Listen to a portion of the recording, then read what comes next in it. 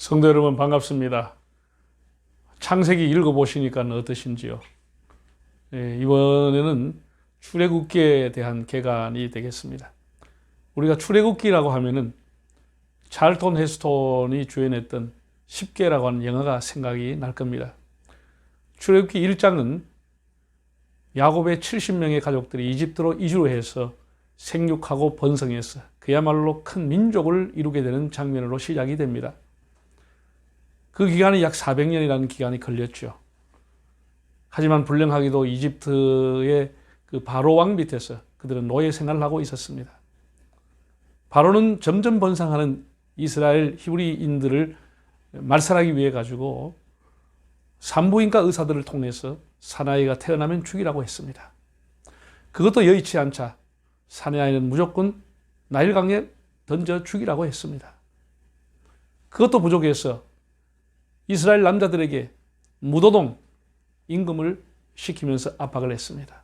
이런 시절에 하나님께서는 그 백성들의 눈물과 고통을 보시고 아시고 건져주시기로 작정하셨습니다.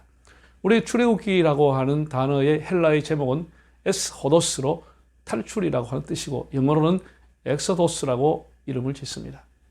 우리말 성경은 좀 더 알기 쉽게 이집트로부터의 탈출기라고 하는 의미로 출애굽기, 애굽출이라고 지었습니다. 여기에는 세 가지 큰 주제가 있습니다. 이스라엘의 구원, 시내산에서의 율법, 그리고 성막이라고 하는 주제입니다. 첫 번째 부분은 1장에서 18장까지로 이스라엘 백성들의 구원을 다루고 있습니다.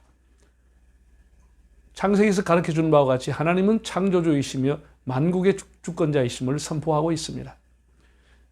이집트의 거짓 신들과 하나님께서 그들을 심판하시는 내용이 10가지의 재앙으로 나타나고 첫 유월절, 홍해의 갈라짐, 구름 기둥과 불 기둥, 그리고 만나와 메추라기, 반석에서 물이 샘솟는 것 같은 표적이 가득한 내용으로 되어 있습니다. 출애굽기 1세대만큼 하나님의 생생한 능력과 기적을 체험한 세대는 없다고 보겠습니다. 두 번째 부분은 19장에서 24장까지로 시내산에서 모세가 율법을 받게 됩니다. 이로써 이스라엘 백성과 하나님과 시내산 언약식이 체결이 되고 하나님이 이스라엘 국가의 근간이 되는 십계명과 함께 다양한 판례법, 율법을 주셨습니다. 이스라엘은 하나님 앞에 부름받은 성민으로서 출발하게 됩니다. 세 번째 부분은 25장에서 40장까지로 성막에 대한 내용입니다. 하나님은 모세에게 성막 설계도를 주셨습니다. 그리고 그 성막이 완성될 때 하나님의 영광이 충만했다고 했습니다. 성막은 백성 중에 거하신 하나님의 현존을 상징하며 하나님과 교제하고 만나는 예배의 방법을 예배해 주고 있습니다. 성막은 여호와께서 그들과 함께 하신다고 하는 증거였습니다.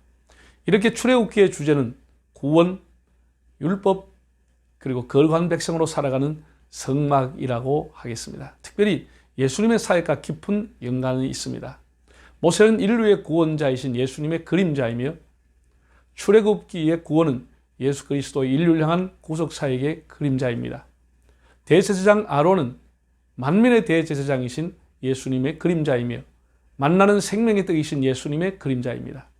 십자가 사건은 유월절을 기념하는 절기에 일어났으며 예수님은 유월절 어린 양으로 친히 우리 모두를 위한 영원한 희생 제물이 되셨습니다.